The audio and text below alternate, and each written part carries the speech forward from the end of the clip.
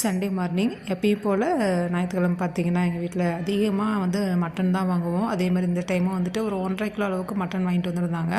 Mutton வந்துட்டு பாதி குழம்பு வச்சுட்டு பாதி வந்துட்டு மிளகு ஃப்ரை பண்ணிடலான்னு சொல்லிட்டு வேக வச்சுருந்தேன். குக்கரில் வந்துட்டு எப்பயும் போல் நம்ம வெறும் மட்டனை வந்துட்டு உப்பு மஞ்சத்தூள் போட்டு வேக வைக்காமல் இதோட வெங்காயம், இஞ்சி பூண்டு பேஸ்ட்டு, மஞ்சத்தூள், உப்பு போட்டு வேக வச்சுட்டு அதுக்கப்புறம் நம்ம குழம்பு வைக்கும்போது குழம்பு பார்த்திங்கன்னா நல்லாவும் இருக்கும். நம்ம ஏதாவது எடுத்து மிளகு ஃப்ரை இந்த மாதிரி பண்ணும்போது நல்லா டேஸ்ட்டாகவும் இருக்கும். குழம்புக்கு பார்த்திங்கன்னா எல்லாமே தனித்தனியாக மசாலா வறுத்து தேங்காயும் இந்த மாதிரி நல்லா ட்ரையாக வறுத்து அரைச்சி விட்டு தான் குழம்பு வச்சுருந்தேன். ரொம்ப நல்லா இருந்தது.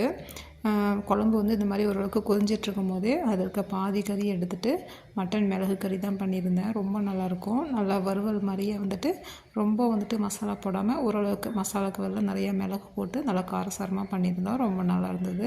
இந்த மாதிரி மசாலா அதிகம் போடாமல் நிறையா மிளகு போட்டு பண்ணும்போது பசங்களுக்கு ரொம்ப பிடிக்கும். அந்த மாதிரி தான் இந்த வாரம் பண்ணியிருந்தேன்.